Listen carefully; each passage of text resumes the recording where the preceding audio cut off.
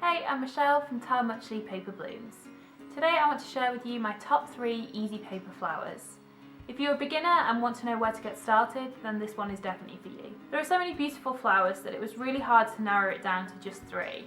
But I really wanted to pick flowers that would be easy for you to get started with, and also that you can learn a lot of new techniques from as well, so that you can apply those to all different kinds of flowers. So let's get into it. First up, it had to be the very first flower I ever made, which was the peony. Peonies are the perfect bloom to learn to make. They're relatively easy to learn and they look great either just as a single flower in a bud vase or even in a bouquet. I also think you can see a massive difference from each one you make. So if you see the difference between these two that were made at different periods of time, you can already see the improvement. Plus, there are so many different types of peonies that you'll always have a new one to try.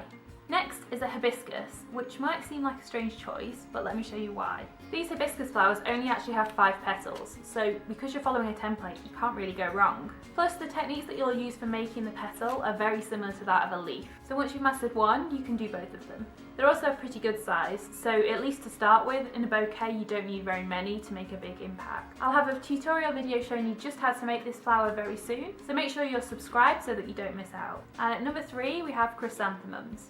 If you can use a pair of scissors, you can make a chrysanthemum. They tend to be a bit wild and unruly, so you don't need to worry too much about your petal placement. If it's not perfect, it really doesn't matter. And the petals are really simple. They're basically just a strip of paper with rounded corners to it. There's just a lot of them. You can also make all different types of chrysanthemums quite easily as well. You can start off with wider petals like this one as you get started. And then as you get more precise with your scissors and your cutting, you can start to create narrower petals, which will create a different look entirely. There are all sorts of different types of chrysanthemums that you can try and see which one you like the most. So there you go, my top 3 easy paper flowers. Which one will you start with? I'll be making tutorials for all 3 flowers very soon, so make sure that you're subscribed so that you don't miss out when they launch. And also make sure that you hit the like button while you're here. Let me know in the comments below which tutorial you'd like me to make first. Hope to see you back here soon. How Muchly for being here to celebrate the special moments with me.